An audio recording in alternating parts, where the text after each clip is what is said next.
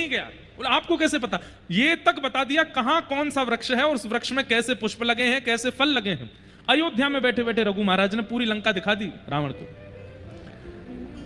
इतने में ही रावण चरणों में जैसे गिरा तो थोड़ा रावण से बचने के लिए, थोड़ा पीछे हटने के लिए उनका जो हाथ था रघु महाराज का, वो लंका के बनाए हुए नक्शे के एक कोने में थोड़ा पड़ गया, तो वो लंका का वो नक्शा जो था एक कोने से मिट गया।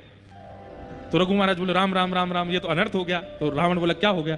बोले ये गलती से हमारा हाथ पड़ गया, इतना हिस्सा तुम्हारी लंका का समुद्र में डूब गया होगा। रावण बोला आप क्या बात कर रहे हो? बोले जाके देख लो। रावण जब गया तो उतना हिस्सा टूट के समुद्र में डूब गया था। रावण ने कहा भैया ये सामान्य नहीं है, मैं कितना भी इनके चरणों में रह लूं ऐसी विद्या तो मैं प्राप्त कर ही नहीं पाऊंगा। अगर मैं ऐसी विद्या प्राप्त नहीं कर सकता तो ऐसे विद्या वाले को रहने भी नहीं दूंगा पृथ्वी पर। अब रघु महाराज से मुझे सीखना नहीं है, इनको नष्ट करना है, क्योंकि मुझसे पराक्रमी ज्यादा है और मैं ऐसा पराक्रम कभी नहीं सीख पाऊंगा। बहुत दिन बाद हमको ये कथा याद आई है, ध्यान से सुनना। तो रावण ने क्या किया? बोले अब इन जैसा तो मैं नहीं बन पाऊंगा, तो इन्हीं को नष्ट कर दूं। और कैसे नष्ट करूंगा? बोले इनको नष्ट करने का एक ही उपाय है, इनके पत्नी का पातिव्रत धर्म नष्ट हो। और वो कैसे होगा?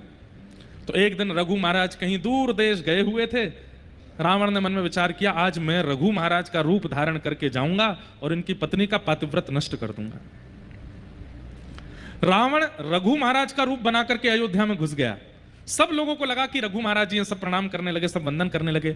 लेकिन जैसे ही रावण ने अपने निज कक्ष में प्रवेश किया रघु महाराज के, तो रघु महाराज की पत्नी, उन्होंने जैसे ही नेत्र उठा करके देखा, देखते ही पहचान गई और बोली रावण तुम्हारी इतनी हिम्मत, तुम मेरे कक्ष तक घुसे चले आए भीतर।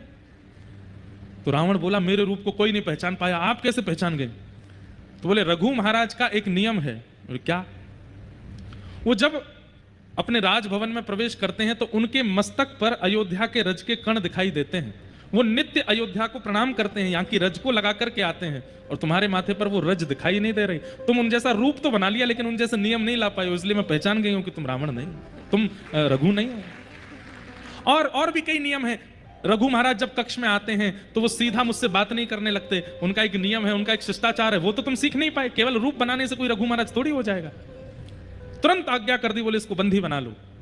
बंदी बना लिया। रघु महाराज आए तो पत्नी ने सारा सत्य वृत्तांत बताया। बोले आपका शिष्य बना घूमता है, आपका रूप बना करके मेरा पातिव्रत नष्ट करने आया था।